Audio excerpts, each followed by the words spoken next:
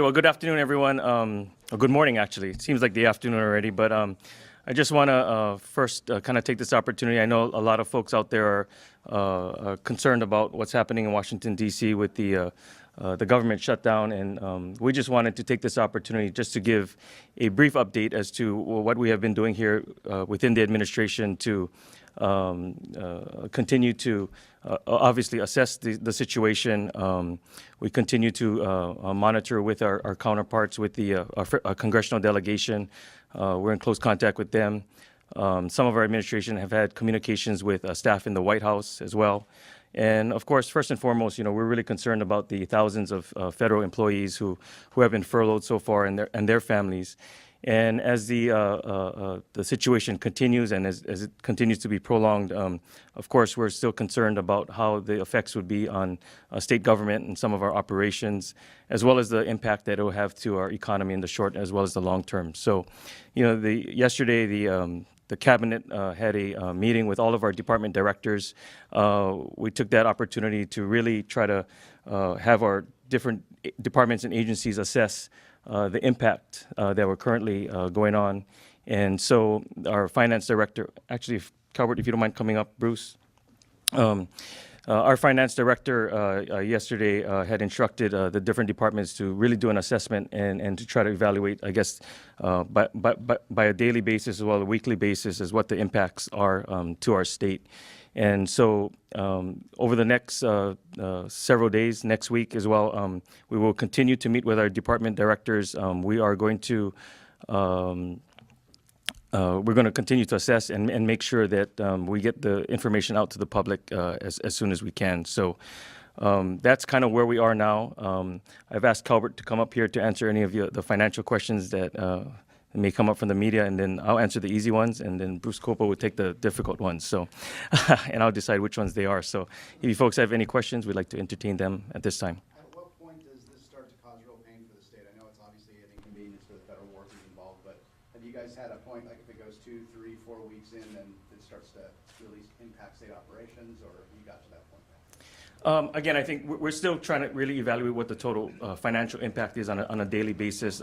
Obviously, every day that this continues creates additional concerns for us, not just short term, but long term as well. So we're hopeful that they can come to a resolution sooner than later, but obviously we want to take a very proactive approach in making sure that we understand the full impacts and what necessary things we can do to make sure that we minimize the impacts on the residents of Hawaii.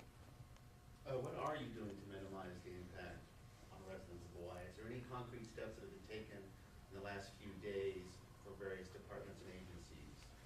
Well, again, we're having the department agencies contact a lot of their federal counterparts, assuming they're not furloughed, of course. And we've been in close contact with our Hawaii delegation, our congressional delegation. Calvert has been spending some time with White House staff as well. One of the things that we're concerned about is the fact that if we are going to be reimbursed, and if some of those the federal appropriations, if they go retroactive, when the government shutdown ends. So we're still trying to do the evaluation this time. So is there any impact of the money flow, federal to state, in these last 4 days, or is that too soon to assess? Calvert? Well, there is an impact over the last 4 days since October 1st for a number of programs, and there's minimal impacts in other areas. The state and their cabinet has actually we've made a concerted effort to try and minimize the impact of state program services that are delivered to the public, which are funded by the federal government. So there hasn't been any reduction in state programs that are federally funded. But as this shutdown becomes longer or is longer in duration, we don't know if the state can afford to be on that same path and strategy. So this is a week-to-week assessment. Every day that the state provides programs that are actually federally funded, but we're providing it with state resources, we are taking the risk of increasing our overall state costs. So there could be a budgetary impact. Right now, the state's content that we can continue to maintain public services in the interest of delivering some level of consistency and continuity for our public here locally in the state, but that's really a luxury right now, the state of Hawaii. We've been prepared for this. and we can do it for the short term. What kind of programs are you talking about? Just give us a couple examples that could be affected later on.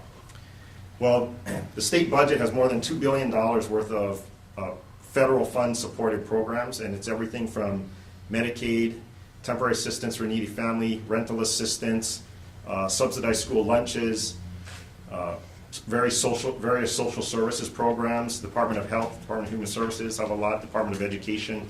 So it's a very wide-ranging set of programs that are federally funded, and they're all funded in different capacities with federal funds. So over the short term, it's not as big of an impact, but as the Lieutenant Governor has mentioned, one of the things that we are critically worried about is how long the duration of the shutdown lasts and whether or not the state will actually be made whole, i.e. reimbursed from the federal government once the feds are reinstated.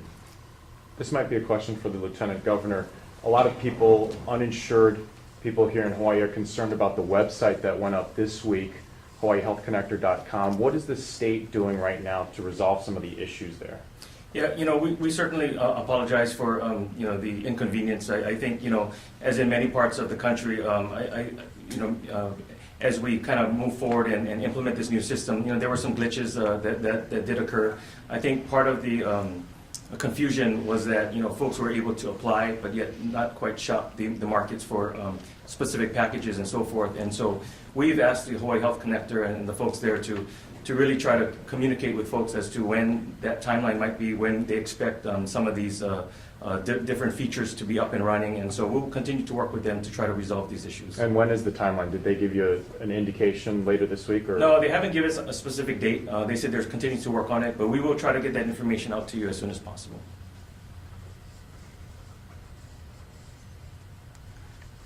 Any further questions? Okay, thank you. Thank you, everybody.